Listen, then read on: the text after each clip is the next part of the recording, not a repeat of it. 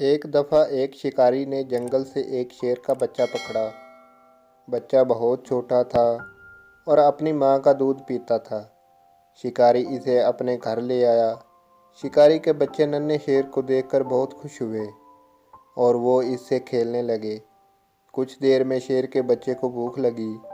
وہ اتنا چھوٹا تھا کہ کچھ کھانا نہیں جانتا تھا، بس دودھ ہی اس کی خوراک تھی۔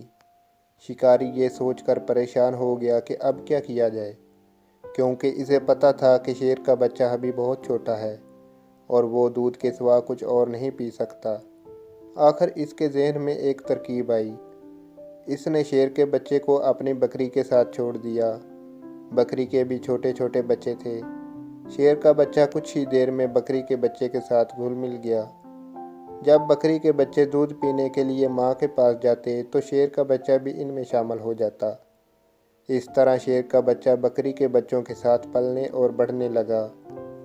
وہ آہستہ آہستہ انہی کے رنگ میں رنگ گیا۔ وہ دیکھنے میں تو شیر لگتا تھا، مگر اس کی تمام عادات اور خصلتیں بکری کے بچوں جیسی تھیں۔ اس طرح شیر کا بچہ بکری کے بچوں کے ساتھ ساتھ بڑا ہو گیا تھا۔ تو وہ شیر ہی، مگر وہ باقی شیروں کی طرح بہادر نہیں بلکہ ڈرپوک تھا۔ ایک دن گاؤں پر بھیڑیوں نے حملہ کر دیا۔ شکاری کا گھر چونکہ جنگل کے نزدیک تھا، اس لیے کچھ بھیڑیے شکاری کے گھر میں داخل ہو گئے۔ شکاری اس وقت کہیں گیا ہوا تھا۔ بھیڑیوں نے بکری کے بچوں پر حملہ کر دیا۔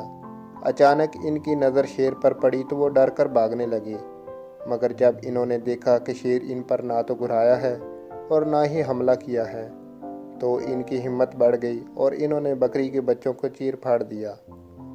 شیر کا بچہ اگرچہ ایک بڑا شیر بن چکا تھا، مگر اس میں شیروں جیسی صلاحیتیں نہ ہونے کے برابر تھیں۔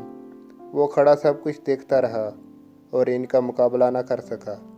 بھیڑیے حملہ کر کے واپس چلے گئے اور شیر وہیں کھڑا رہا۔ کچھ دیر کے بعد جب شکاری گھر واپس آیا تو یہ دیکھ کر حیران رہ گیا کہ شیر کے ہونے کے باوجود بھیڑیوں نے حملہ کر کے بکریوں کو چیر پھاڑ دیا ہے اور شیر کچھ نہ کر سکا۔ اسے بے حد صدمہ ہوا۔ اس نے تو یہ سوچ کر شیر کے بچے کو بکری کے بچوں کے ساتھ چھوڑا تھا کہ وہ مصیبت میں ان کے کام آئے گا، مگر وہ یہ نہیں جانتا تھا کہ بکری کے ساتھ رہتے رہتے اس کی اپنی صلاحیتیں ختم ہو چکی تھیں۔ اگر وہ شیروں کے ساتھ جنگل میں رہتا تو پھر ان کی طرح شکار کرنے کا عادی ہوتا اور انہی کی طرح بہادر بھی ہوتا۔